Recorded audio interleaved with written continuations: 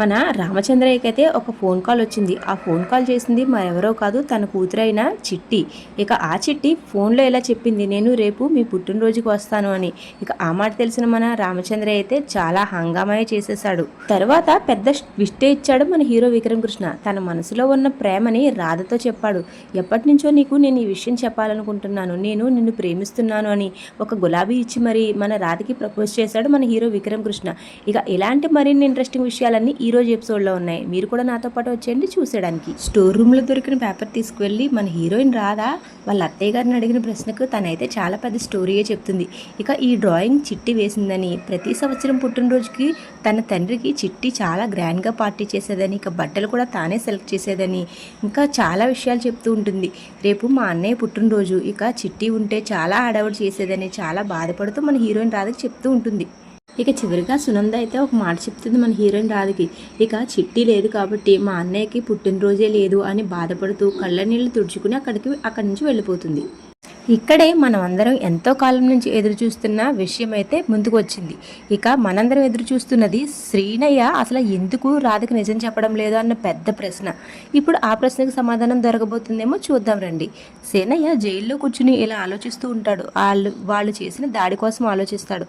ఆలోచించిన తర్వాత శ్రీనయ్య ఇలా అనుకుంటాడు, నన్ను ఇంకా వీళ్ళు ఎప్పటికైనా చంపేస్తారు కాబట్టి నేను బ్రతికుండగానే మన రాధ రామచంద్రయ్య గారి కూతురని రాధకు చెప్పేయడం మంచిది అని ఆలోచించి నిర్ణయం తీసుకుంటాడు. అయితే తర్వాత ఇంతలో అక్కడికి మన సీనయ్య భార్య పద్మమ్మ వస్తుంది. పద్మమ్మతో సీనయ్య ఇలా అంటాడు, నేను ఇక మన కూతురు రాధకి అసలు విషయం చెప్పేద్దాం అనుకుంటున్నాను, తను మన సొంత కూతురు కాదన్న విషయం నేను చెప్పేద్దాం అనుకుంటున్నాను అని చెప్పిన ప్రశ్నకు పద్మమ్మ అయితే ఇలా సమాధానం ఇస్తుంది, మీరు మన కూతురికి ఆ విషయం చెప్పేస్తే ఇక మన కూతురికి మనకి దూరం పెరిగిపోతుంది. నేను పిల్లలు లేకపోయినా మన రాధని సొంత కూతురి కంటే ఎక్కువగా పెంచాను, ఇక నాకు అమ్మ అన్న పిలుపు దూరం అయిపోతుంది. అయినా ఇప్పుడు మనం తన సొంత తల్లిదండ్రులు కాదని తెలిస్తే తను తట్టుకోగలదా? మనిద్దరినీ రాధ అమ్మా నాన్నలు అనుకోదు, ఇక అలా పిలవదు కూడా. అలా పిలవకుండా ఉంటే మీరు తట్టుకోగలరా? నేను తట్టుకోగలనా? అయినా రాధకు నిజం తెలిసిన తర్వాత పెంచిన తల్లిదండ్రులుగా మన మీద ప్రేమ తగ్గకపోవచ్చు, కానీ ఆ నిజం మనకి రాధకి మధ్య తెలియని దూరాన్ని పెంచుతుంది. ఆ దూరాన్ని మనం తట్టుకోలేమండి అని చెప్తుంది పద్మమ్మ సేనయ్యతో.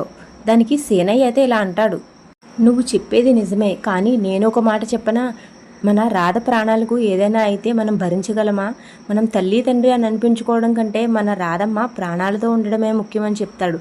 దానికి ఏంటండి మీరు మాట్లాడేది అని తెలియకుండా అడుగుతుంది మన పద్మమ్మ. దానికి సేన ఎలా చెప్తాడు, నిన్న నా మీద అటాక్ చేసిన వాళ్ళు మన రాధని ఏదైనా చేస్తారేమోనని నాకు భయంగా ఉంది.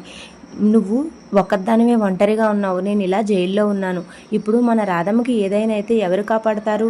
అదే తన వాళ్ళెవరో తెలుసుకుని మన రాధమ్మ వాళ్ళ దగ్గరికి వెళ్తే వాళ్ళు కంటికి రెప్పలా మన రాధమ్మని కాపాడుకుంటారు. రాధమ్మ క్షేమమే మనకు ముఖ్యం కాబట్టి ఇప్పుడు ఈ విషయం రాధమ్మకు చెప్పడం చాలా అవసరం అని చెప్తాడు. ఇక ఆ మాటకి మన పద్మమ్మ కూడా కట్టుబడి ఉంటుంది. సరేనండి, అయితే మనం రాధమ్మకి అంతా విషయం చెప్పేద్దాము అని అంటుంది. తర్వాత పద్మమ్మ సేనయ్యని ఇలా అడుగుతుంది, అయితే ఇంక ఇది చెప్పండి, రాధ వాళ్ళ తల్లిదండ్రులు ఎవరు అని అడుగుతుంది. మన సేనయ్య రాధ వాళ్ళ తల్లిదండ్రులు అని చెప్పేలోగా పక్క నుంచి మన సేనయ్యని చంపడానికి దమయంతి పెట్టిన మనిషి వీళ్ళని గమనిస్తూ ఉంటాడు. ఇక ఆ మనిషి చూస్తున్నాడని మన సేనయ్య రాధ తల్లిదండ్రులు ఎవరో చెప్పకుండానే మన పద్మమ్మకైతే నేను ఈ విషయం నీకు ఇప్పుడు చెప్పలేను, తర్వాత చెప్తాను అని అంటాడు. ఇక్కడ గోడలకు కూడా చెవులుంటాయి, ఇక్కడ చెప్పడం మంచిది కాదు, నువ్వు రాధను తీసుకురా, రాధమ్మకే ఈ విషయం నేనే చెప్తాను అని చెప్తాడు.